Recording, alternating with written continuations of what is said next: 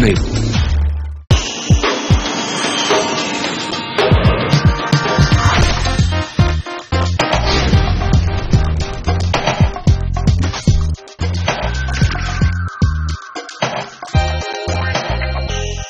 नमस्कार, सीएनबीसी आवाज की इस खास पेशकश में आप सभी का स्वागत है। मास्टरप्रेन्योर सीजन 3 की शुरुआत हम कर रहे हैं।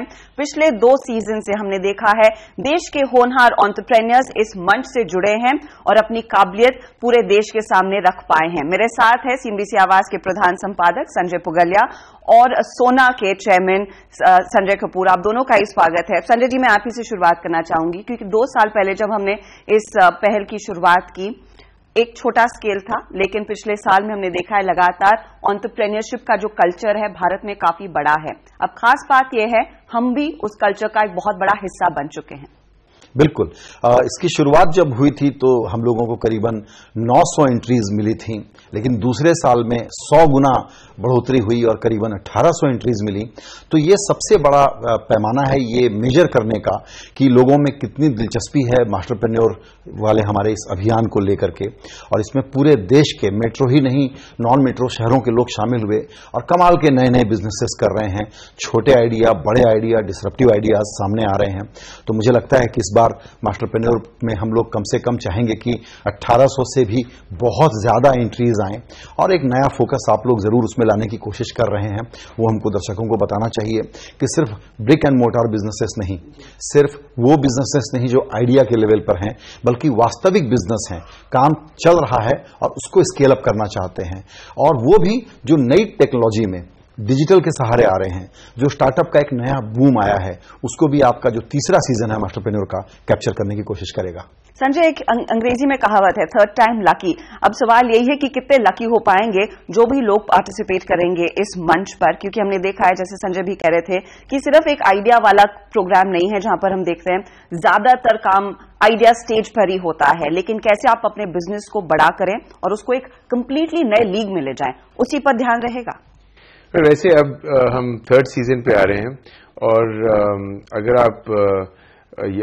आप देखोगे तो काफी सक्सेस हुआ है। जो एंटरप्रेन्योर्स फाइनल में आए हैं, जो सेमीफाइनल में आए हैं, हमने in fact this year we took a whole all the semifinalist from season 1 and 2 to JM finance. हमने उनको वीसी से इंट्रोड्यूस किया है, हमने उनको एजुकेट किया है वीसी की प्रोसेस क्या है, कैसे मनी रेज करें, what they should look for in terms of growth etcetera.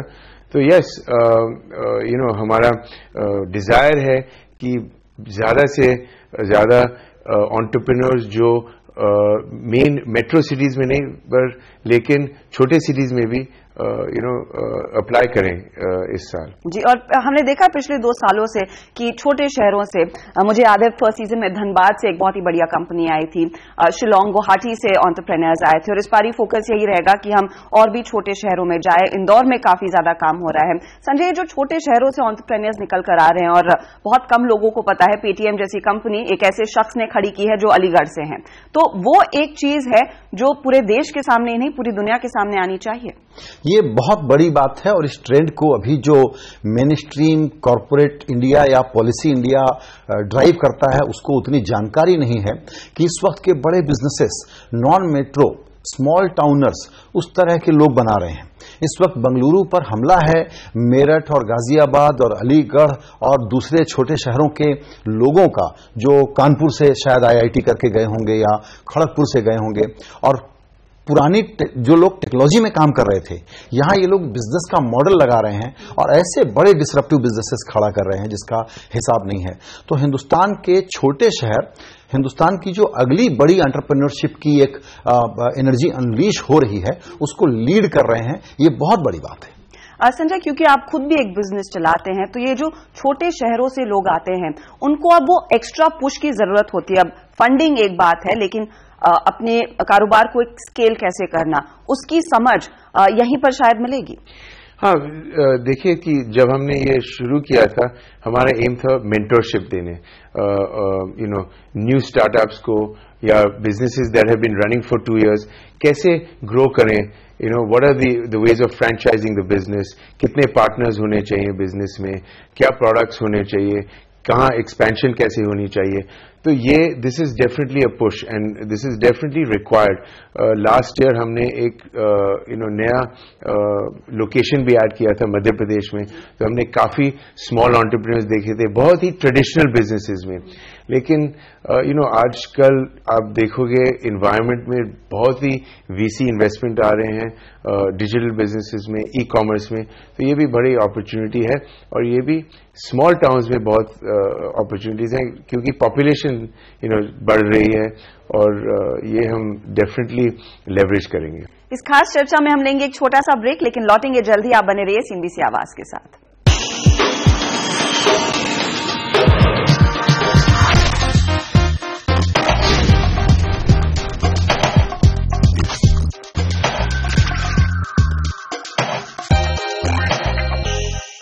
Welcome back. आप देख रहे हैं मास्टरप्रेन्योर सीजन 3।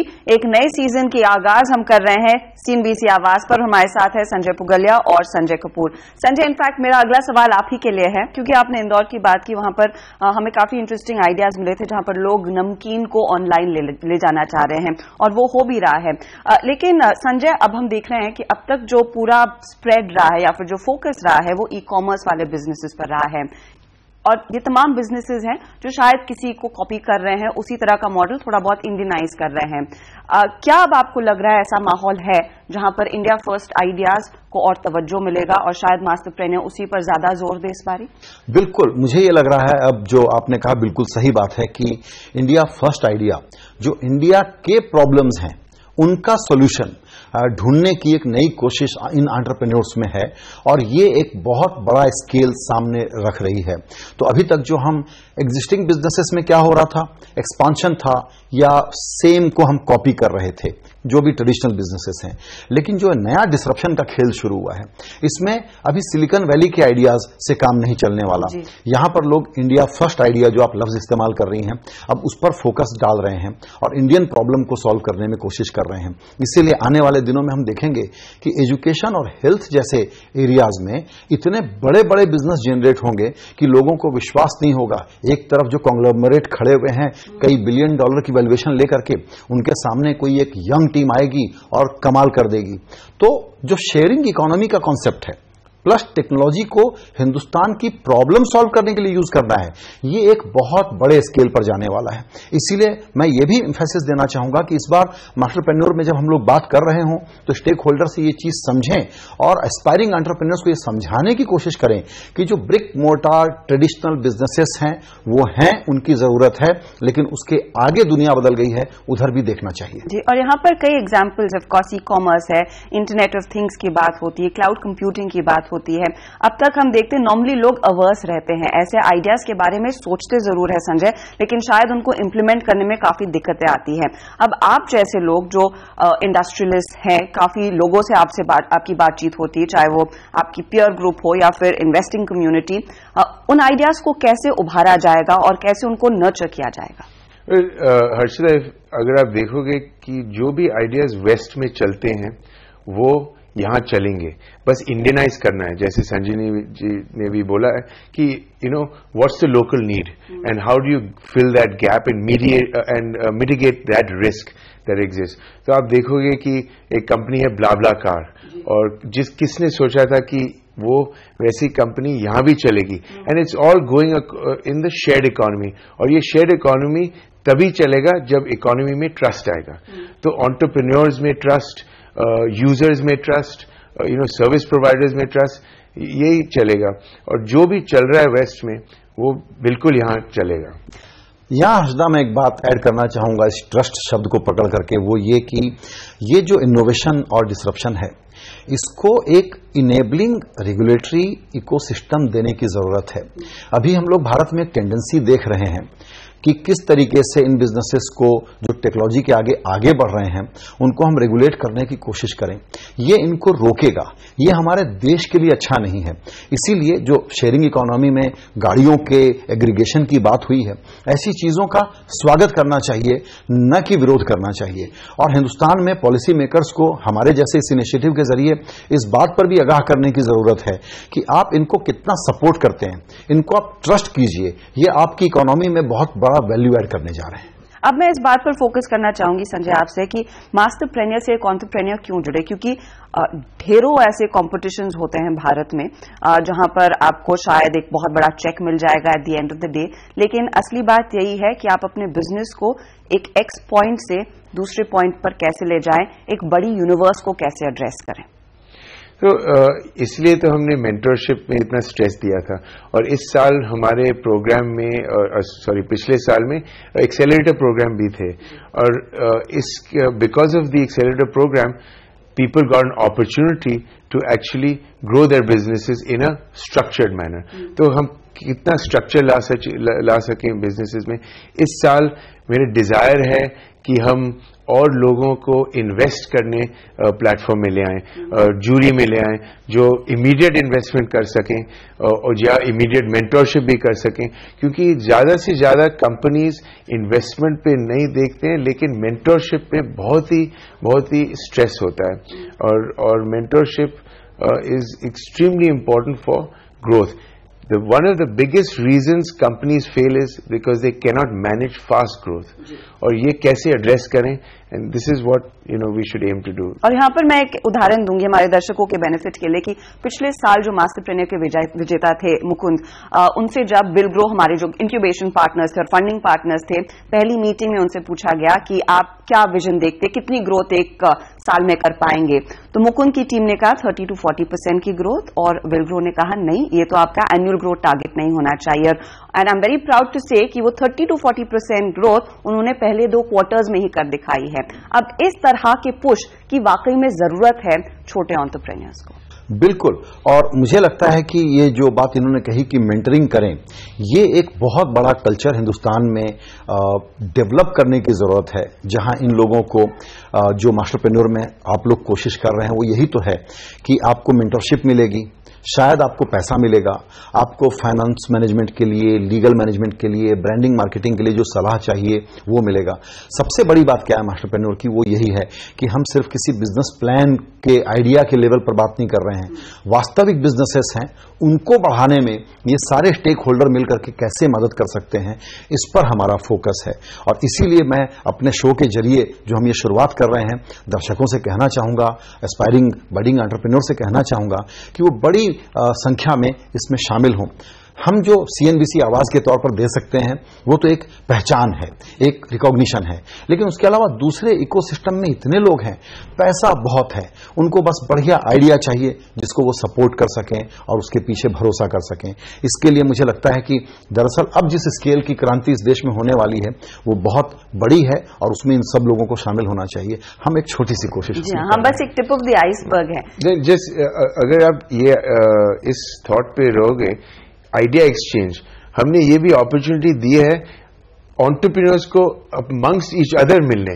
जैसे हमने सेमीफाइनल्स 2 सालों से कंबाइन किया है, हम उनको इन्वेस्टर्स के पास ले गए थे, तो idea exchange between entrepreneurs also so phenomenal within the platform we have created. और इस समय जो पूरा माहौल है, जो लकीली ये सरकार भी खड़ा कर रही है, मेक इन इंडिया का प्रोग्राम, डिजिटल इंडिया का प्रोग्राम, ये एंटरप्रेन्योर्स के बगैर तो चल नहीं पाएगा। बिल्कुल, अब देखोगे मेक इन इंडिया का इतना थ्रस्ट है, तो there is a great opportunity, सिर्फ मैन्युफैक्चरिंग में नहीं बट डिजिटल इंडिया में भी, ई कॉमर्स में भी इतनी अपॉर्चुनिटीज आ गई हैं, क्योंकि consumer market is growing, and for this reason I hope that we get a huge push in the whole make in India campaign.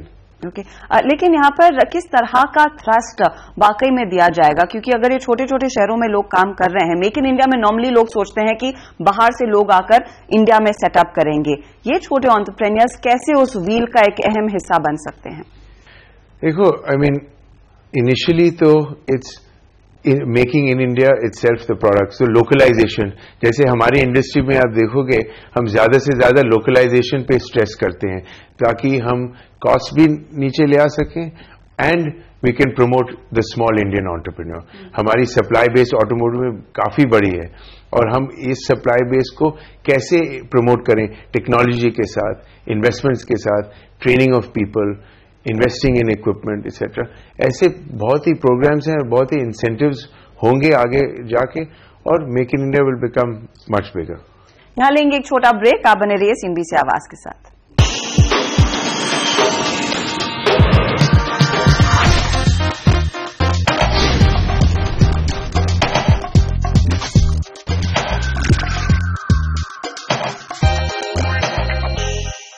Welcome back. आप देख रहे हैं मास्टरप्रेन्योर सीजन 3। ये CNBC आवाज और सोना ग्रुप की खास पेशकश।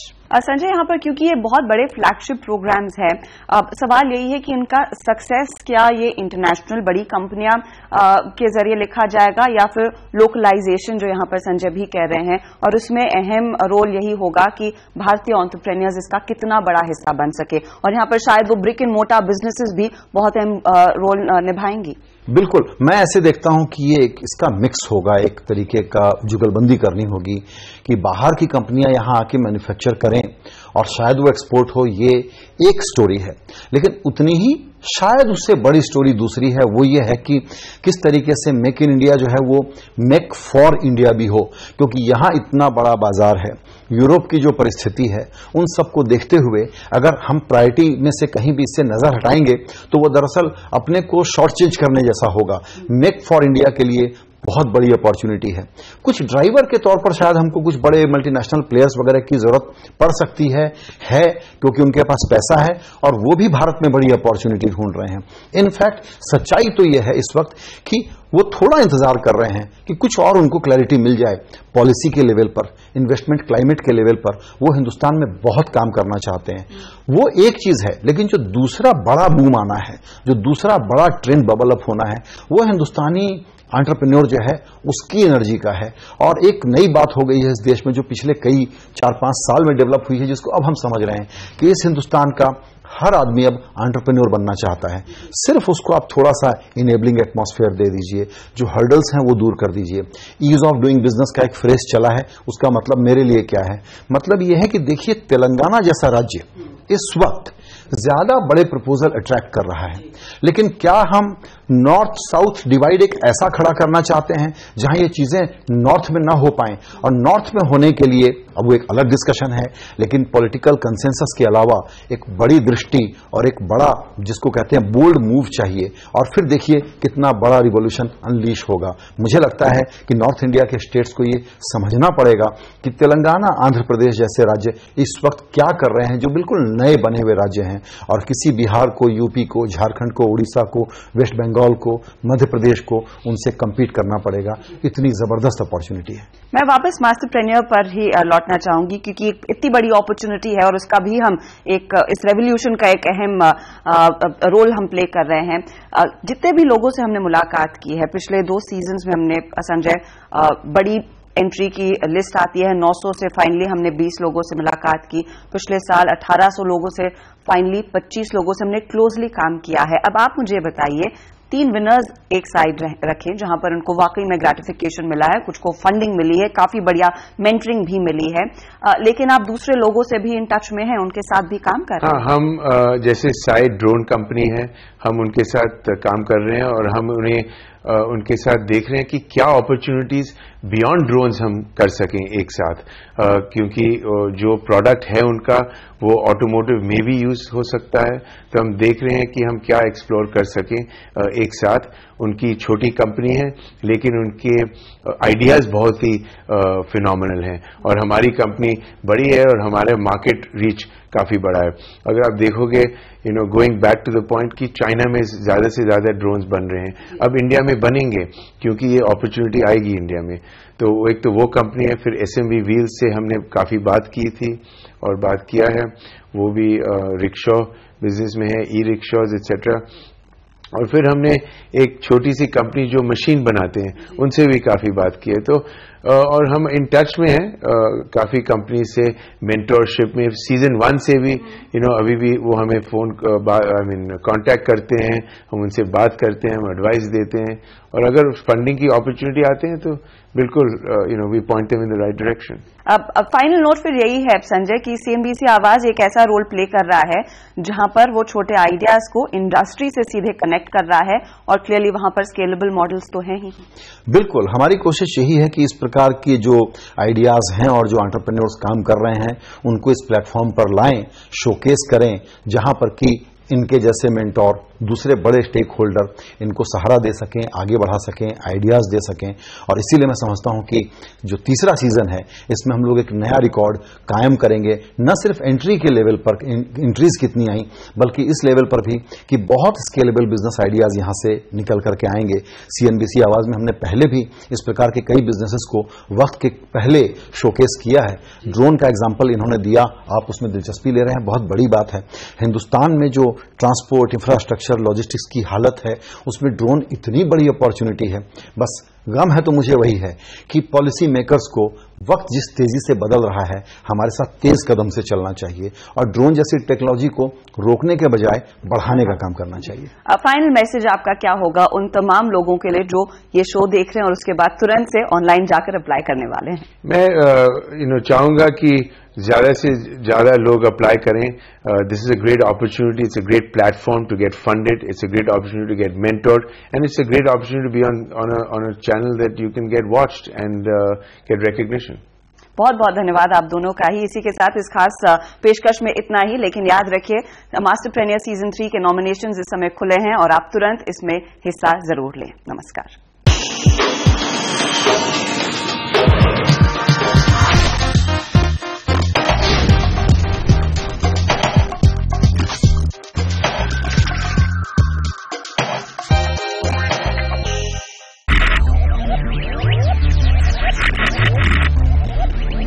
Focus, ideate, innovate, enable.